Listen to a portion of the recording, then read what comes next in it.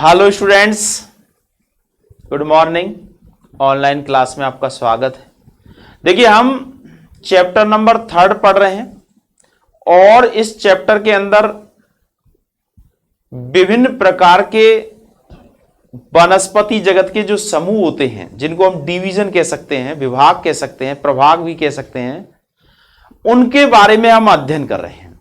जिसमें हमने सबसे पहले शैवालों के बारे में पढ़ा है, उसके बाद ब्रायोफाइटा, फिर टेरिडोफाइटा, फिर जिम्नोस्पर्म और सबसे विकसित जो पादप समूह है होते हैं वो है एंजियोस्पर्म, जिनको आपको हमने पहले भी कहा है, इनको आवृतबीजी पादप कहते हैं।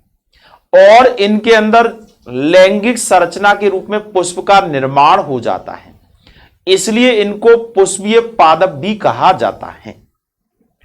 अब देखिए, ये जो पादप होते हैं इनमें स्पष्ट रूप से जड़, तना, पत्तियां वगैरह सारी चीजें विकसित हो जाती हैं। तो ये हमारा चैप्टर नंबर है 3, वनस्पति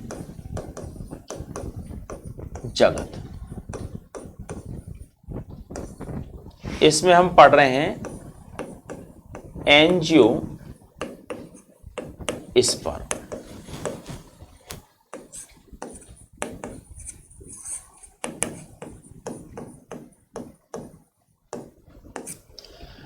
देखिए, ये पूर्ण विकसित होते हैं, जड़, तना, पत्तियों में विभेदित होते हैं, इनके अंदर पुष्प बनते हैं, फल बनते हैं, बीज बनते हैं।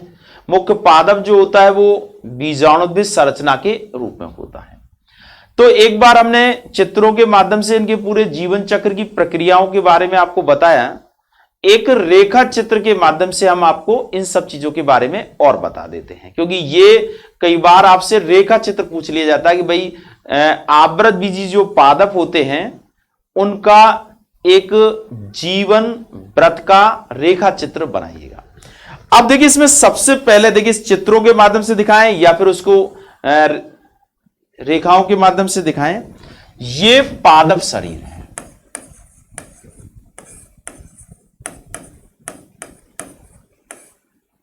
ये पादप शरीर त्वैन होता है, बीजाणुद्भिद अवस्था में होता है। इसमें देखिए 2 भाग होते हैं। एक तो होता है कायिक,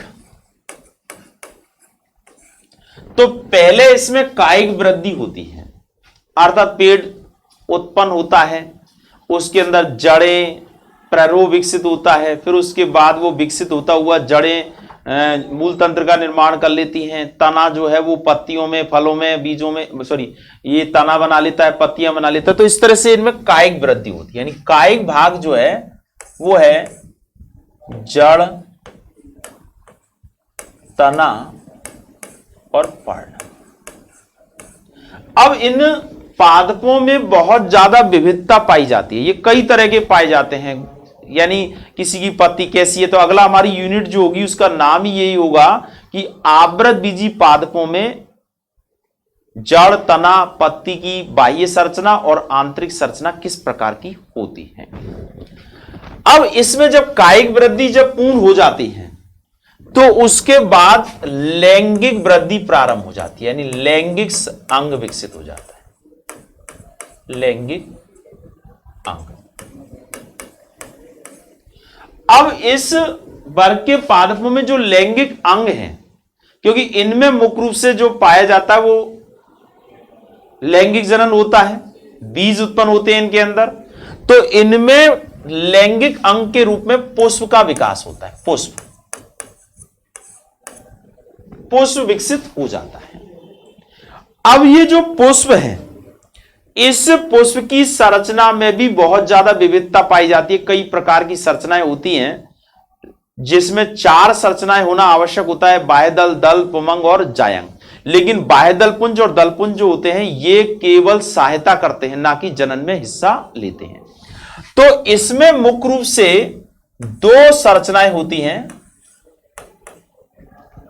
एक तो होता है पुमंग, एक होता है जायंग। पुमंग को कहते हैं एंथ्रीडियम और जायंग को कहते हैं गाइनोसियम। ये भी सब 2n अवस्था में है, अभी तक कहीं पर भी कहीं भी विभाजन नहीं हुआ है, 2n है। 2n का मतलब है द्विगुणित अवस्था में है ये सब। अब ये जो पुमंग है इसका एक सदस्य जो होता है इसे कहते हैं पुंकेसर।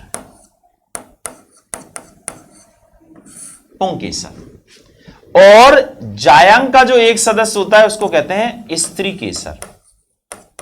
देखो ये नाम जो है आपको बार बार आएंगे, आप इनको एक बार अच्छी तरह समझ लेंगे तो फिर कहीं कोई परेशानी है। स्त्री केसर का ही नाम क्या है? अंडम है। ठीक है। अब ये पुंकेसर जो होते हैं इनमें दो भाग होता है। एक भाग तो होता है पुतंतु और एक होता है परागकोश। पुतंतु तंतु रूपी संरचना होती है जो केवल परागकोश को पुष्पासन से जोड़ने का काम करती है, जबकि स्त्री केसर वाला जो भाग है इसमें भी तीन संरचनाएं होती हैं। एक होती है वर्तिकाग्र जो परागकण को रिसीव करती है, प्राप्त करती है। फिर परागकण का अंकुरण होता है तो पराग नलिका की गति वृद्धि होती है, तो उसके लिए मार्ग प्रदान करने का काम वर्तिका करती है। और आधारी जो भाग होता है वो अंडाशय होता है जो फूला हुआ होता है, जिसके अंदर बीजांड उपस्थित होते हैं। तो पुंकेसर से में है परागकोश,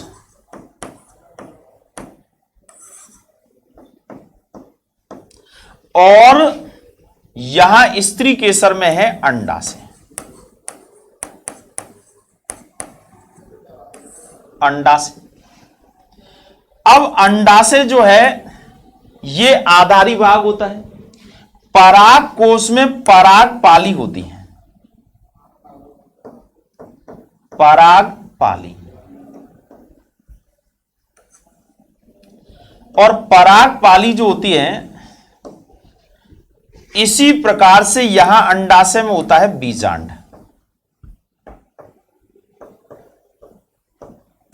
बीजांड। अब इस पराग पाली, ये जो पराग पाली है इसमें होती है लघु बीजाणुधानी। लघु बीजाणु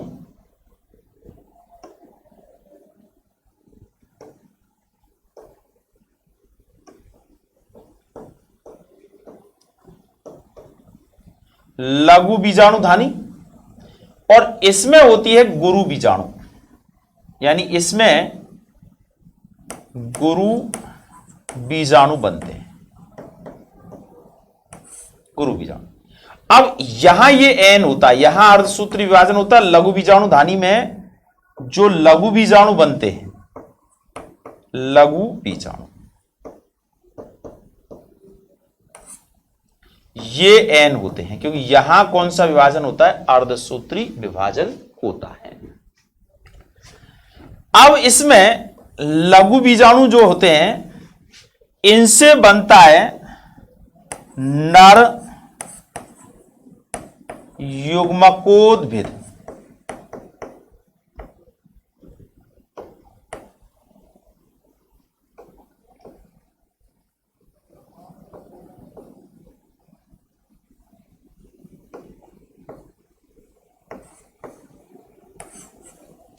नर युग्मकोद्भिद बनता है। और ये जो गुरु बीजाणुधानी है इससे बनता है मादा युग्मकोद्भिद।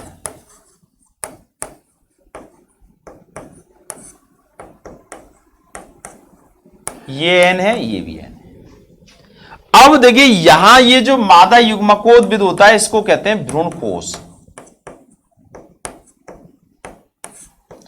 एम्ब्रियो सैक के नाम से इसको जाना जाता है। अब इस नर युग्मकोद्भिद का जब विकास होता है तो इससे एक इस प्रकार की संरचना बनती है जिसमें एक नली रूपी संरचना होती है जिसे कहा जाता है पराग नलिका। और उस पराग नलिका के अंदर होते हैं दो नर युग्मक। नर युग्मक ये संख्या में कितने होते हैं? दो। और यहां ये जो मादा युग्मकोद्भिद संरचना है, इसमें होती है अंड कोशिका। अंड कोशिका ये होती है एन, ये भी एन है। अब देखिए यहां ये जो नर युग्मक है, ये इस अंड कोशिका को निषेचित करता है, और निषेचन जब करता है तो ऐसी स्थिति में दोनों के अंदर जो अगुणित केंद्रक हैं, ये आपस में एक दूसरे के साथ संलयित हो जाते हैं, यानी फ्यूजन हो जाता है, और दोनों मिलकर के एक ही केंद्रक बना लेते हैं। तो ऐसी स्थिति में एक नर युग्मक और ये अंड कोशिका, यहां ये क्रिया हो रही है निषेचन, फर्टिलाइजेशन, और इससे बन जाता है युग्मनज। क्योंकि ये एन है और एन एन जब मिल जाते हैं तो वापस बन गया है 2n, अर्थात बीजाणुद्भिद अवस्था। अब देखिए ये युग्मनज जो होता है, इससे भ्रूण का विकास होता है, एम्ब्रियो बन जाता है, और इस भ्रूण का जब विकास होता है तो उससे एक पादप बन जाता है, अर्थात वापस एक नए पादप का विकास हो जाता है। तो इस तरह से आप देखें कि इसमें ये जो यहां से लेकर के और यहां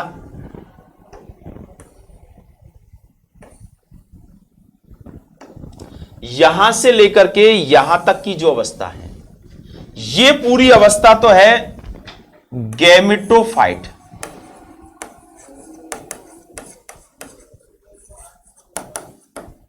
अर्थात युग्मकोद्भिद अवस्था है, युग्मकोद्भिद पीढ़ी। और ये जो पूरी ये अवस्था ये है, इसको हम कहेंगे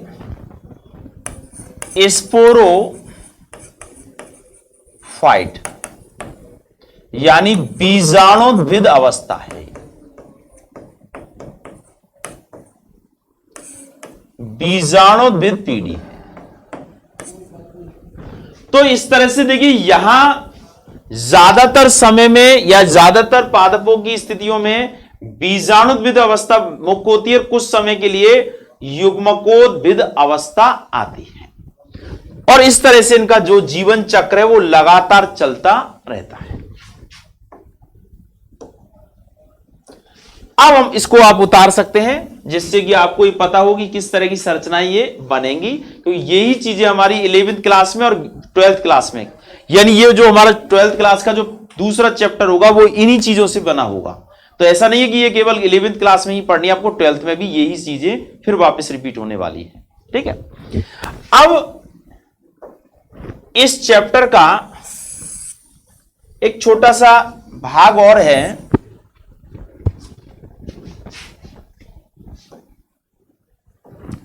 और वो है पीढ़ी एकांतरण।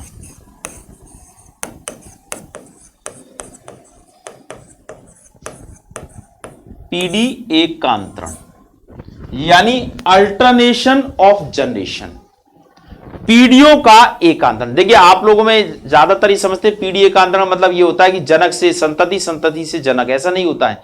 पीढ़ी का मतलब होता है पादपों में या जीवों के जीवों में दो प्रकार की पीढ़ियां आती हैं।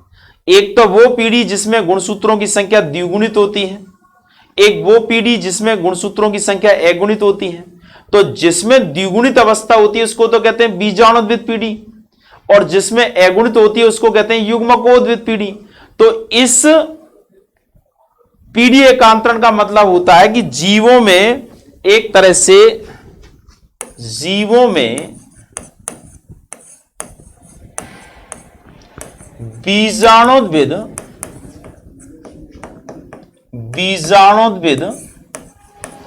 पीढ़ी से युग्मकोद्भिद पीढ़ी, युग्मकोद्भिद पीढ़ी, जीवों में बीजाणुद्वित पीढ़ी से युग्मकोद्भिद पीढ़ी तथा युग्मकोद्भिद पीढ़ी से पुनः बीजाणुद्भिद पीढ़ी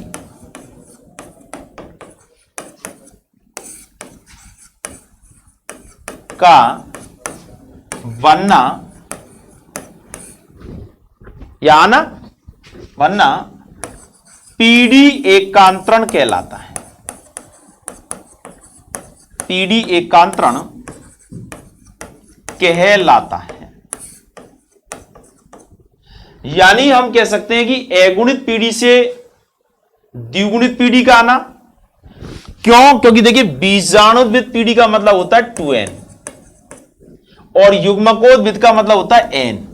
अब देखिए शैवालों की बात करें तो शैवालों में मुख्य रूप से गैमेटोफाइट युग्मकोद्भिद पीढ़ी मुख्य होती है और अल्पकाल के लिए बीजाणुद्भिद पीढ़ी आती है और फिर वापस युग्मकोद्भिद पीढ़ी हो जाती है।